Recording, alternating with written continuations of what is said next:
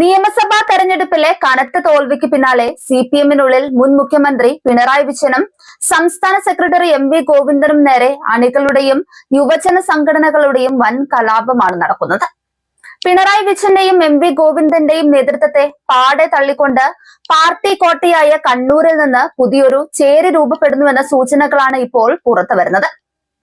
വരാനിരിക്കുന്ന ഓഗസ്റ്റിലെ വിശാല സംസ്ഥാന കമ്മിറ്റിയിൽ വൻ നേതൃമാറ്റം ലക്ഷ്യമിട്ടാണ് ഈ അണിയറ നീക്കങ്ങൾ നടക്കുന്നത്. നിയമസഭാ തെരഞ്ഞെടുപ്പിലെ സ്ഥാനാർത്ഥി നിർണയം മുതൽ തുടങ്ങിയ ആഭ്യന്തര തർക്കങ്ങൾ കനത്ത തോൽവിയോടെ കൂടുതൽ രൂക്ഷമാവുകയായിരുന്നു.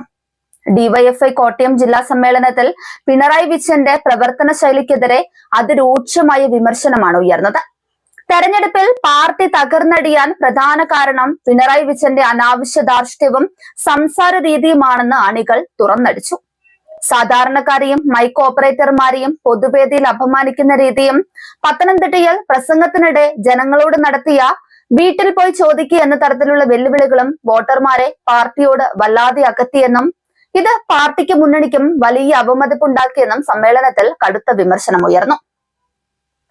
പിണറായിക്ക് പുറമെ സംസ്ഥാന സെക്രട്ടറി എം.വി. ഗോവിന്ദന്റെ ജനങ്ങളിൽ നിന്ന് അകന്ന ഭാഷാ പ്രയോഗങ്ങളും ശൈലികളും പാർട്ടിയെ കൂടുതൽ പ്രതിരോധത്തിലാക്കിയെന്നാണ് അണികൾ കുറ്റപ്പെടുത്തുന്നത്. പയ്യന്നൂർ, തളിപ്പറമ്പ് തുടങ്ങിയ സിപിഎമ്മിന്റെ ഉരുക്കുകോട്ടകളിൽ പോലും എൽ.ഡി.എഫ് പരാജയപ്പെടാൻ കാരണം എം.വി. ഗോവിന്ദന്റെയും കണ്ണൂർ ജില്ലാ സെക്രട്ടറി കെ രാഗേഷിന്റെയും പരാജയപ്പെട്ട പ്രവർത്തന ശൈലിയാണെന്ന് സമ്മേളനത്തിൽ ആരോപണമുയർന്നു. സ്വന്തം ഭാര്യയെ സ്ഥാനാർത്ഥിയാക്കിയതടക്കമുള്ള ഗോവിന്ദന്റെ നീക്കങ്ങൾ പാർട്ടിക്ക് വലിയ തിരിച്ചടിയായി മാറിയിരിക്കുകയാണ്. 35 വയസ്സ് കഴിഞ്ഞ പ്രാദേശിക ഭാരവാഹികളെ പ്രായപരിധി പറഞ്ഞു മാറ്റാൻ ധൃതി കാണിക്കുന്ന നേതൃത്വം 46 വയസ്സായിട്ടും എ റഹീമിനെ ഡിവൈഎഫ്ഐയിൽ തന്നെ നിലനിർത്തുന്നതിലെ ഇരട്ടത്താപ്പും ചോദ്യം ചെയ്തു. റഹീം തിരുവനന്തപുരത്ത് ജില്ലാ സെക്രട്ടറിയുടെ ചുമതല കൂടി വഹിക്കുന്നത് പാർട്ടിക്കുള്ളിലെ അധികാര കേന്ദ്രീകരണത്തിന്റെ തെളിവായാണ് അണികൾ ചൂണ്ടിക്കാട്ടിയത്. പാർട്ടിയെ തിരുത്താൻ കേന്ദ്ര നേതൃത്വം പ്ലീനം വിളിക്കാൻ നിർദ്ദേശിച്ചെങ്കിലും പ്ലീനം ചേർന്നാൽ നേതൃമാറ്റത്തിന് സമ്മർദ്ദമുണ്ടാക്കുമെന്ന് ഭയന്ന നിലവിലെ നേതൃത്വം അത് തള്ളിക്കളയുകയായിരുന്നു.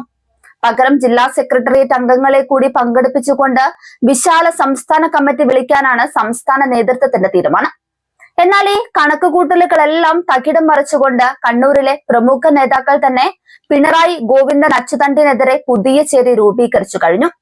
പിണറായിയുടെ വിശ്വസ്തനായ കെ രാഗേഷിനെ കേന്ദ്ര കമ്മിറ്റി അംഗങ്ങൾ പരസ്യമായി തള്ളി പറഞ്ഞത് ഇതിന്റെ വ്യക്തമായ സൂചനയാണ്. വിഴിഞ്ഞം വിഷയം ഉൾപ്പെടെയുള്ളവ ഉയർത്തിക്കാട്ടിയാണ് പുതിയ പോരെങ്കിലും ലക്ഷ്യം പിണറായി വിജയന്റെ ഏകപക്ഷീയമായ ആധിപത്യം അവസാനിപ്പിക്കുക എന്നത് തന്നെയാണ്. നിലവിലെ നേതൃത്വത്തിനെതിരെ പരസ്യ നിലപാടെടുക്കാൻ മടിച്ച കൂടുതൽ നേതാക്കൾ വരും ദിവസങ്ങളിൽ ഈ ചേരിയിലേക്ക് എത്തുന്നതോടെ ഓഗസ്റ്റിലെ വിശാല സംസ്ഥാന കമ്മിറ്റിയിൽ സിപിഎമ്മിൽ വലിയൊരു അധികാര കൈമാറ്റത്തിന് കളമൊരുങ്ങുമെന്നാണ് രാഷ്ട്രീയ കേന്ദ്രങ്ങൾ വിലയിരുത്തുന്നത്.